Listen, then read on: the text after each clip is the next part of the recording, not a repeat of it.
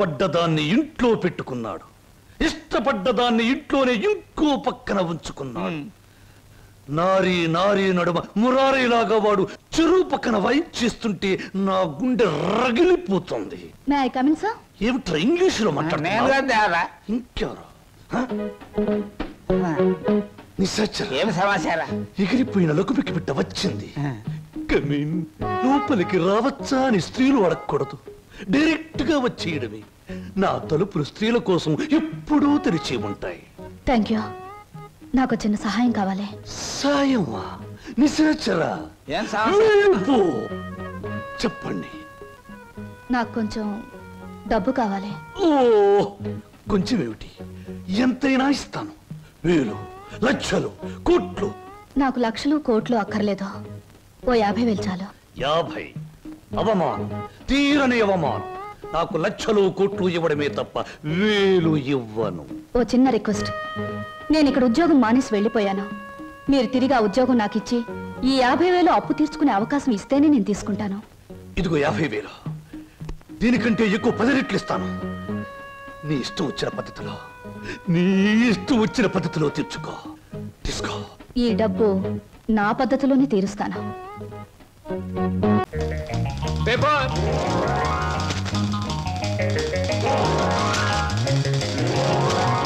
పంతులు గారు పేపరు. అమ్మయ్యా.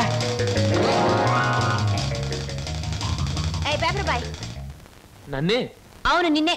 నా పేరు పేపర్ బాయ్ కాదండి, వీర వెంకట విజయ శ్రీనివాస్ వరప్రసాద్. పూర్తిగా పిలవలేని కొంతమంది బద్దకస్తులు శ్రీనివాస్ అంటారు.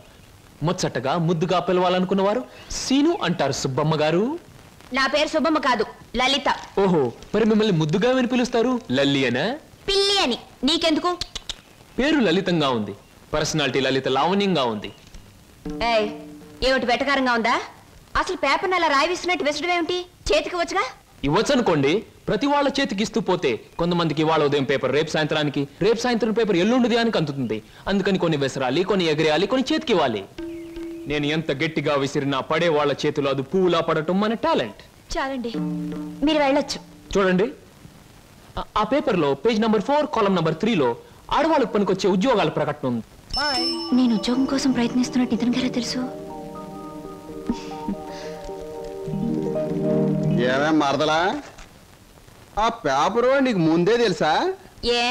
ఏంటే రోడ్డు మీద పరాయివాడితో పరాసుకెళ్ళటే చెప్పా. పరాయివాడు కాదు, అతను నా బాయ్ ఫ్రెండ్. ఏటే బాయ్ ఫ్రెండా? చెట్టంత బావగారిని, నీ ఎక్కకు మొగుణ్ణి, నేనుండగా ఆడేవాడే బాయ్ ఫ్రెండ్. బాయ్ ఫ్రెండ్ అయినా, మ్యాన్ ఫ్రెండ్ అయినా, ఫ్రెండ్ అయినా అని నేనే. ఇదిగో, రోజు రోజుకి నువ్వు హద్దు మీరుతున్నావు, జాగ్రత్త. ఆహా, నన్ను జాగ్రత్త అన్నది గొప్పదాని అయిపోయావా? చూడవే, నీ చెల్లెలు నన్నే పట్టుపట్లాడించేస్తుంది. మంచి గొడ్డుకో దెబ్బ, మంచి మనిషికో మాట అన్నారు. మాటతో మారటానికి నువ్వు మనిషివి కాదు, 4 బాధడానికి గొడ్డువి కాదు. విన్నావటి నీ చెల్లెలు ఏముంటుందో? నీ మనిషిని కాదట, పశువుని కాదట.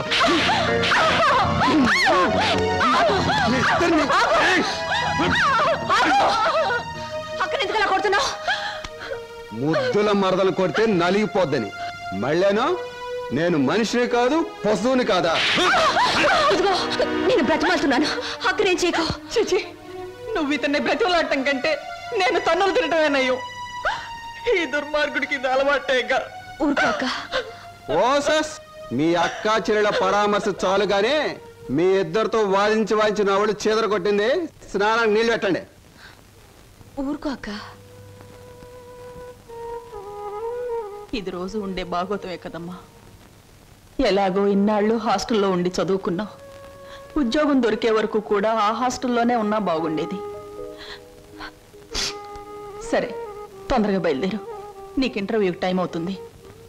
ఈసారైనా ఉద్యోగం వస్తే ఆ 7 కొండల వాడి దగ్గరికి నడిచొస్తానని మొక్కుకున్నాను.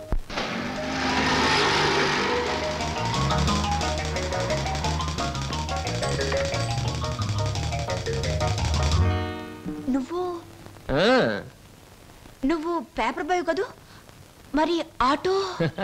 ఏమిటండి అలా ఆశ్చర్యపోతారు? చూడండి, జీవితం గడియారం లాంటిది. 1 నుంచి 12 వరకు నడిచే ముళ్ళు ఒక్కో చోట ఒక టైం నుంచి పెడతాయి. అలాగే నేను గడియారంలో ముళ్ళు లాంటి వాడిని. జీవితంతో పోటీ పడి తిరుగుతూనే ఉంటాను, గెలుస్తూనే ఉంటాను. పదండి పదండి. నువ్వెక్కడికి? ఎక్స్క్యూజ్ మీ, నేను ఇంటర్వ్యూకేనండి. నువ్వు ఇంటర్వ్యూకా? నేను బిఏ పాస్ అయినండి. ఆశ్చర్యపోకండి, ఇంటర్వ్యూ అయ్యాక తీరిగ్గా కూర్చొని ఏ కూల్ డ్రింక్ తాగుతూ ఆశ్చర్యపోతారు కానీ. Okay, yes, sit down.